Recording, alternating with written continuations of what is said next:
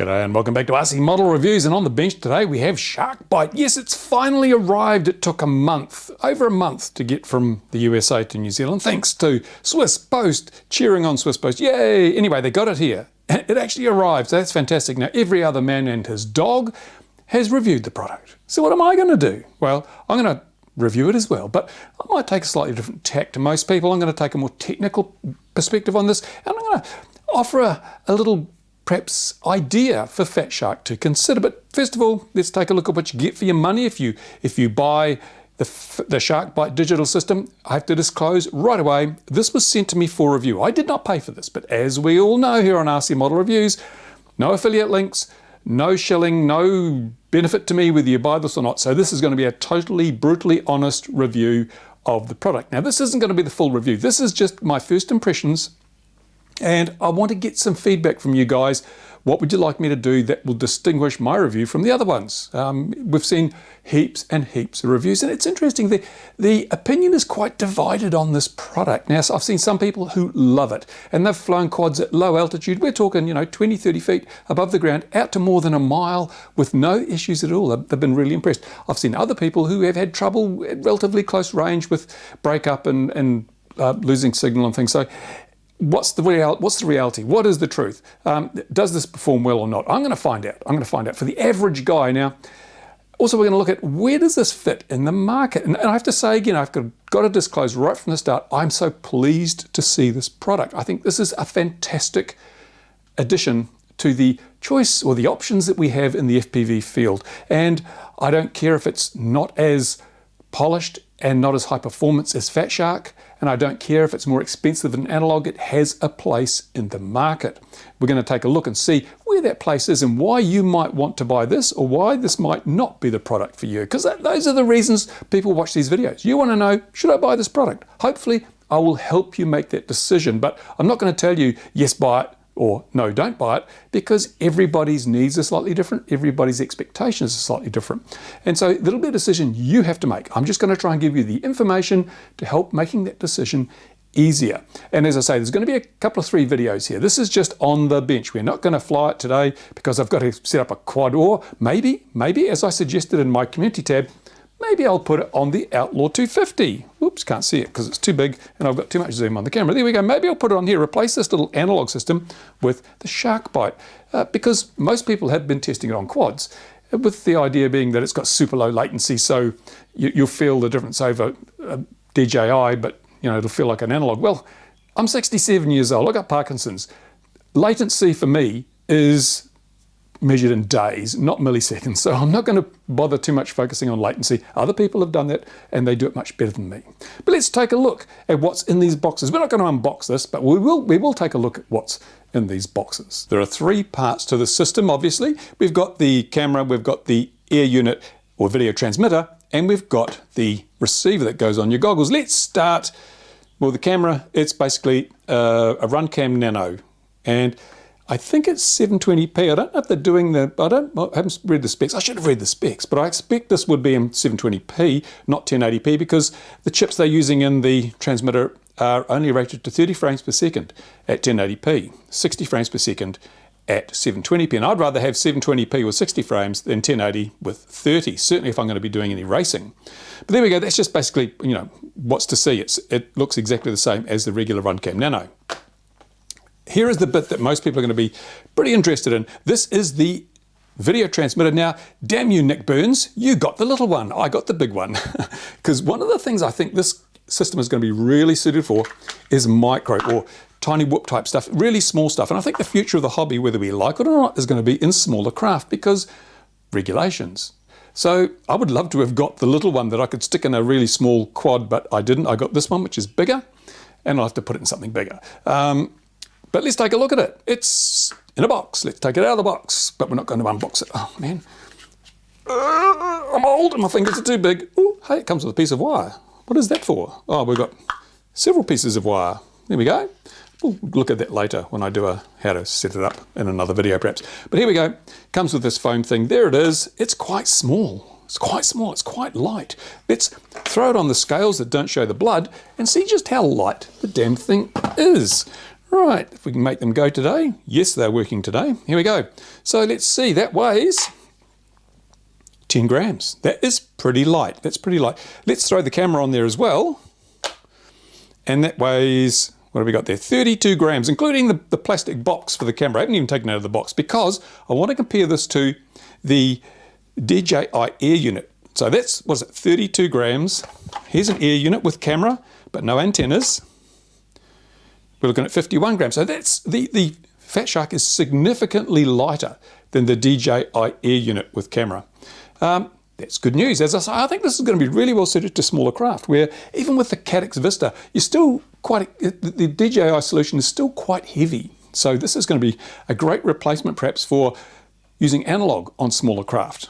As I say, Nick Burns is the only one who knows. I don't. Damn you.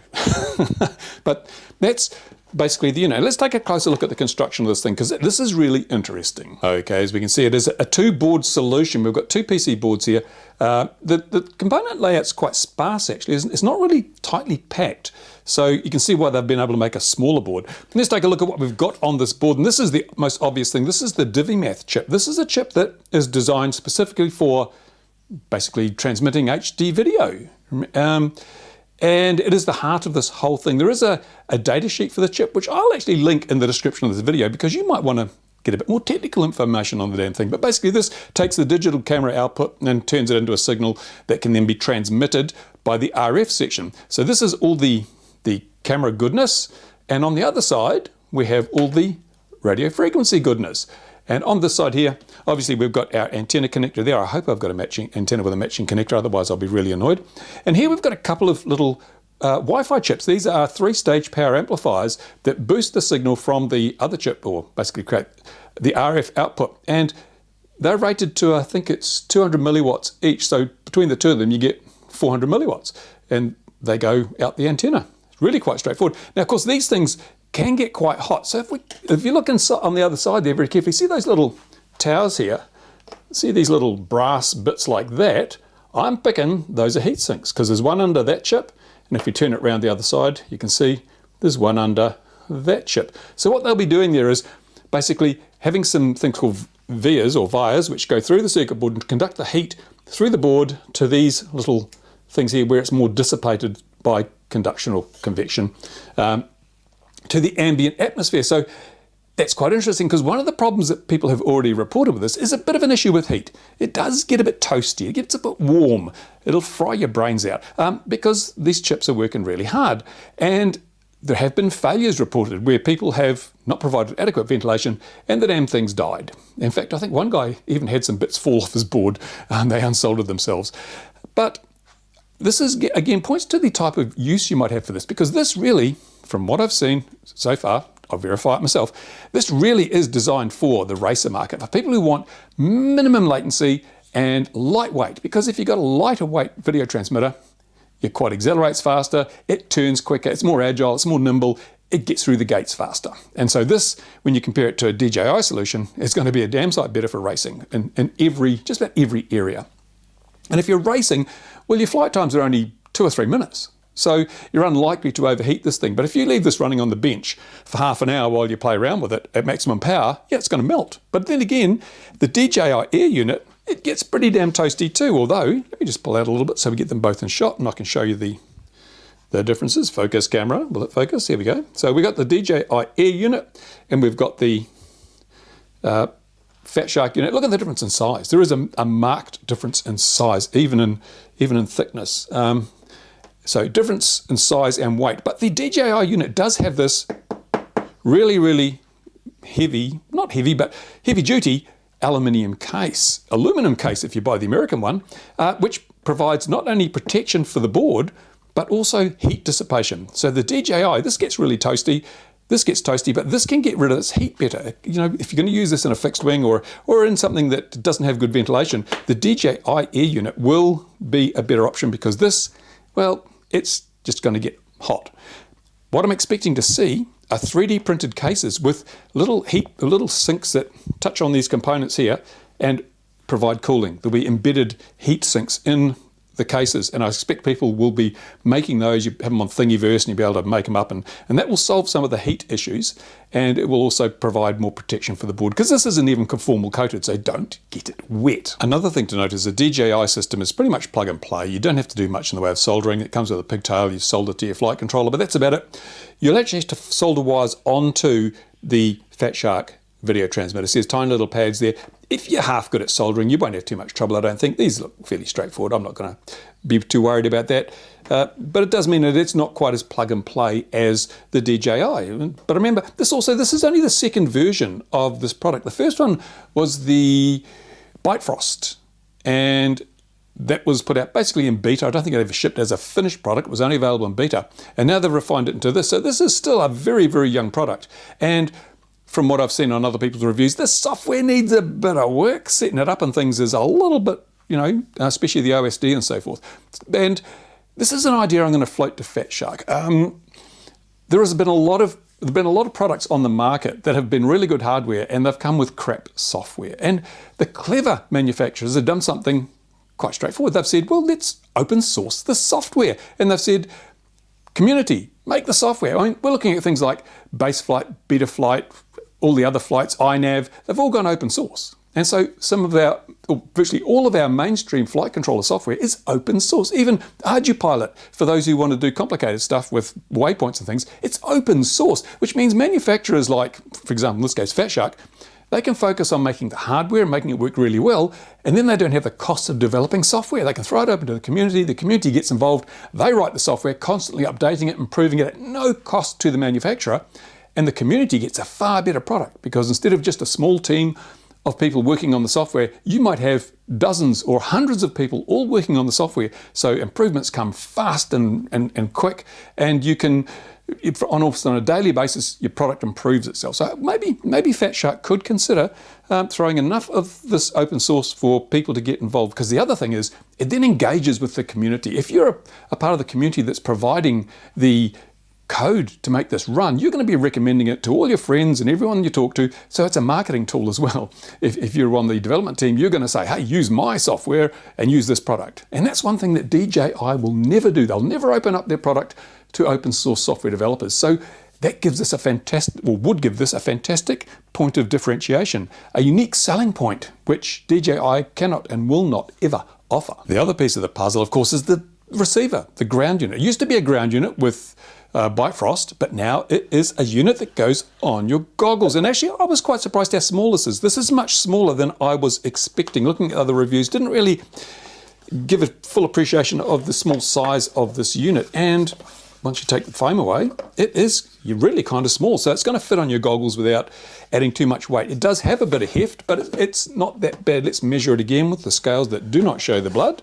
One day I'll get scales that do show blood, but I like these ones better. Let's turn it on and see what this weighs. Just to give you an idea, total weight of that without antennas is 80 grams. So it's not that heavy. What's that in pounds, shillings and pence for you imperial types? Let's change it to, because I can't convert on the fly. Here we go. Ounces, it's only 2.8 ounces. So it's not heavy. It's not going to break your neck if you stick this on your goggles. That's a really good thing.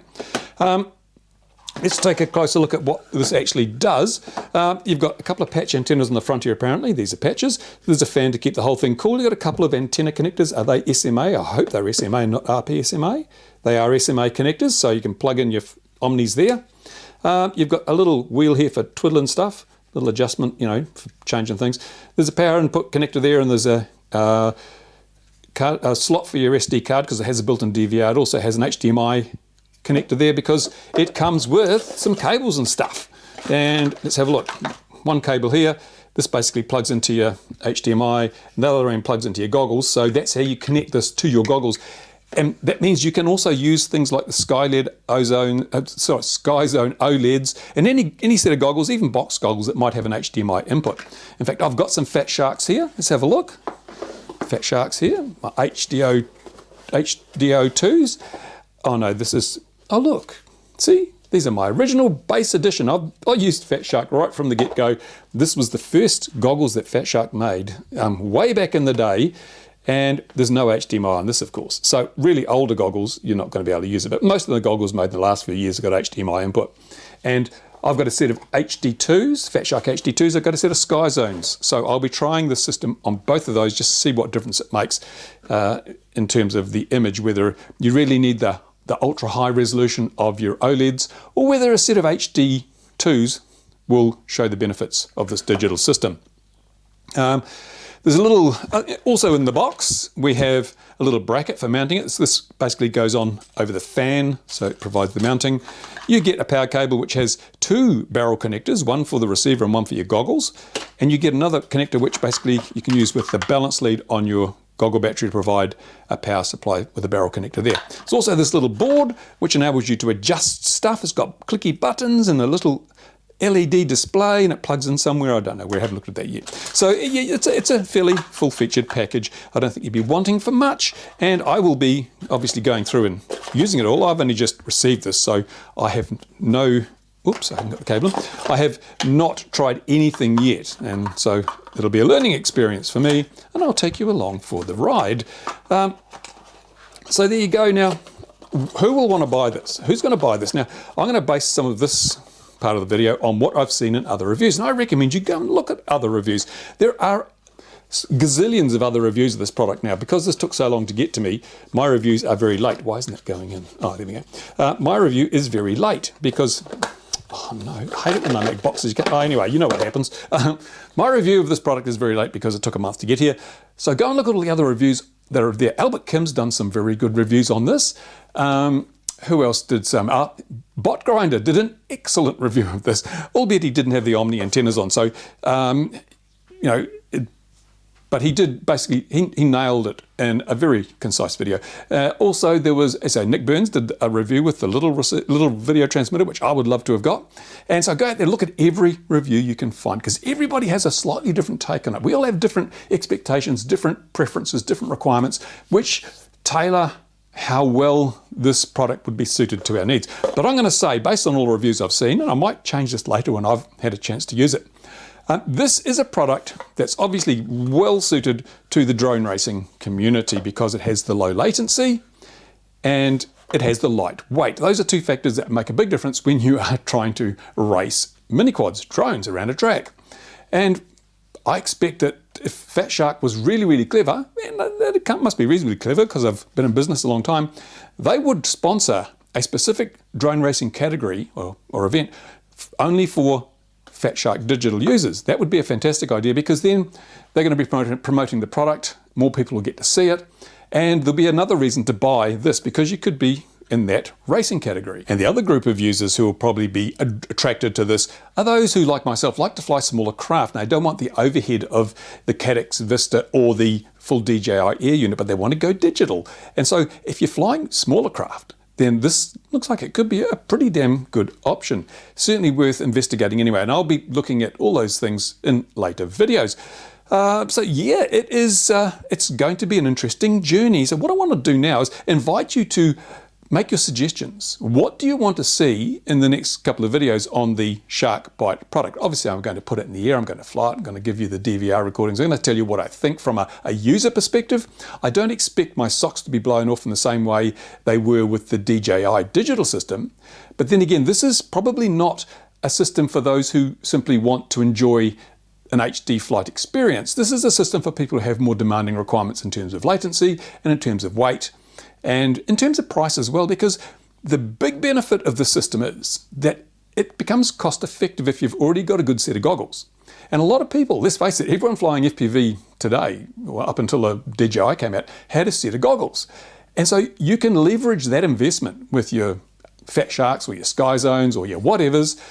You can leverage that because you only have to buy the receiver and the transmitter and camera, which keeps the price down. If you're going to buy a full DJI system, it's pretty damn expensive. Yeah, it's good, but it's also very expensive.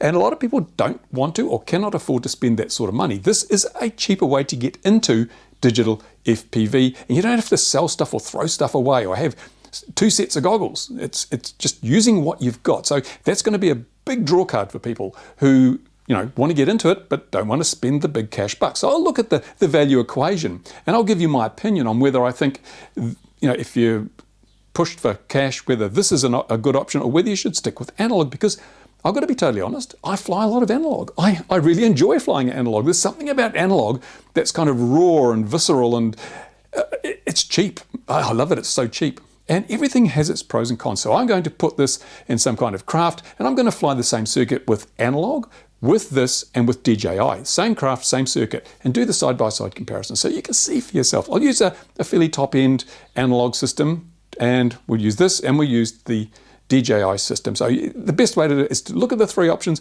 and decide how much quality you want, how important latency is, and how important cost and price is. So yeah, we'll do all that. But also I want to do some other stuff. I want to see, for example, I know some people are going to be using this on quads with crossfire.